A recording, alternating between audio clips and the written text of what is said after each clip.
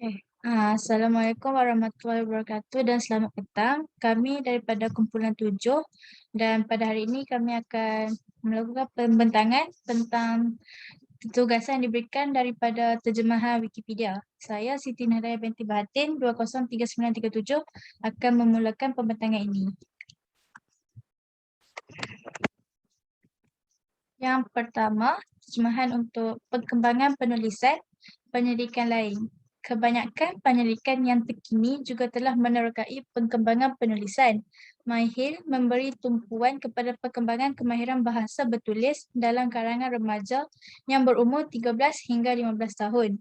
Mahir mendapati bahawa penulis yang lebih matang dapat menyedari tentang pembentukan teks dan penggunaan klausa yang banyak yang mencerminkan keputusan daripada kajian Pereira 1984.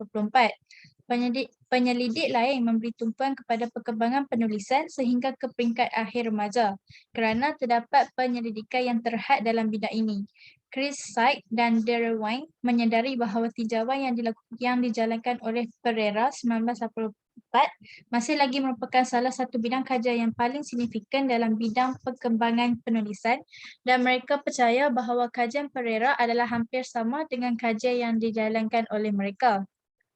Seterusnya, Chris Syke dan Darrell Wine 2010 sekali lagi mencadangkan 4 fasa dalam perkembangan penulisan. Para penyelidik percaya bahawa proses perkembangan penulisan tidak berhenti apabila seseorang individu meninggalkan pendidikan formalnya dan para penyelidik juga menekankan bahawa fasa ini adalah fleksibel pada permulaannya. Fasa pertama memfokuskan kepada bahasa pertuturan sebagai bantuan utama untuk perkembangan penulisan dan perkembangan ini kemudiannya bergerak sehingga ke fasa keempat dan berterusan melangkaui pendidikan formal.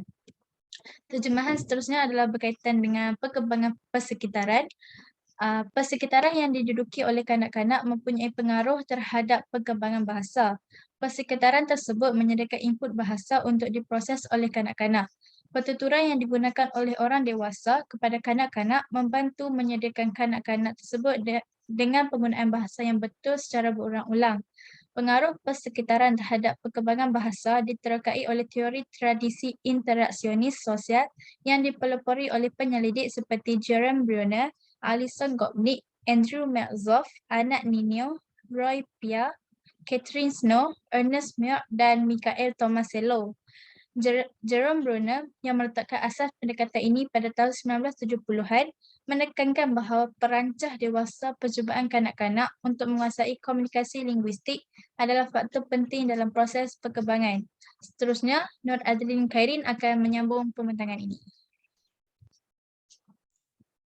Baiklah, saya akan teruskan dengan perkembangan persekitaran iaitu berusulkan kepada pertuturan yang diarahkan oleh kanak-kanak. Jadi satu komponen persekitaran linguistik kanak-kanak kecil ialah pertuturan terarah juga dikenali sebagai percakapan bayi dan ibu, iaitu bahasa yang dituturkan dalam nada lebih tinggi daripada biasa dengan perkataan dan ayat yang lebih mudah. Walaupun kepentingan peranannya dalam mengembangkan bahasa telah diperdebatkan, ramai ahli bahasa berpendapat bahawa ia boleh membantu dalam menarik perhatian bayi dan menetalkan komunikasi antara ibu dan bayi tersebut. Jadi apabila kanak-kanak mula berkomunikasi dengan orang dewasa, tuturan keibuan ini membolehkan kanak-kanak itu berupayaan untuk membezakan corak dalam bahasa dan bereksperimen dengan bahasa tersebut. Seterusnya.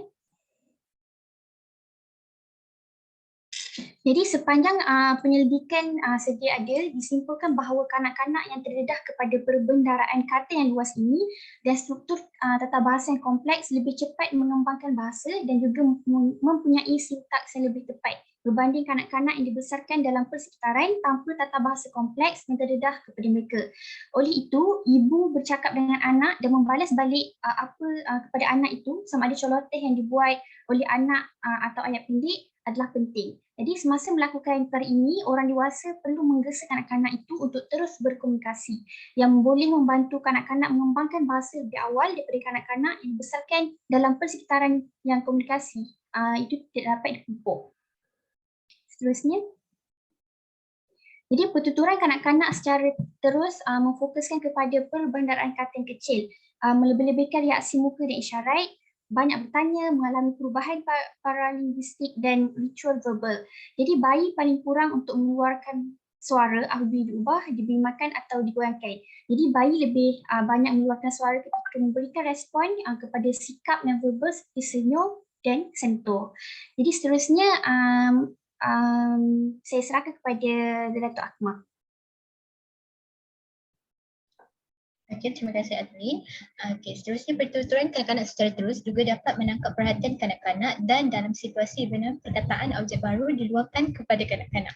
Jenis kaedah percakapan ini membantu kanak-kanak untuk mengenal pasti isyarat pertuturan dan maklumat baru yang diberi. Data menunjukkan kanak-kanak yang dibesarkan dalam keluarga verbal yang besar memperoleh skor bahasa yang lebih tinggi berbanding kanak-kanak yang dibesarkan dalam keluarga verbal kecil. Okey, seterusnya.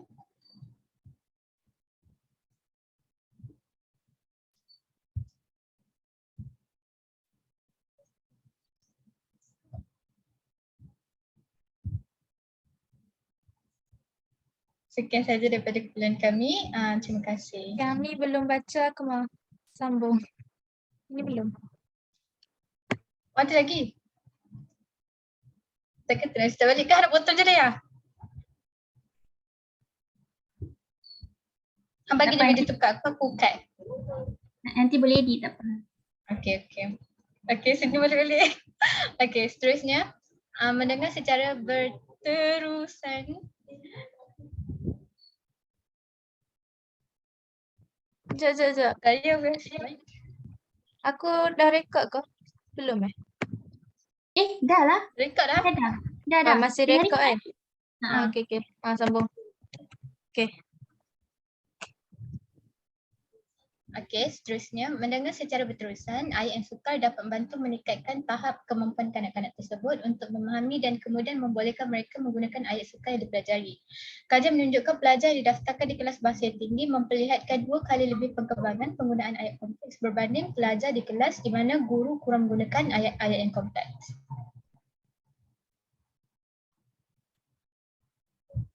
Sekian sahaja daripada kumpulan kami. Terima kasih.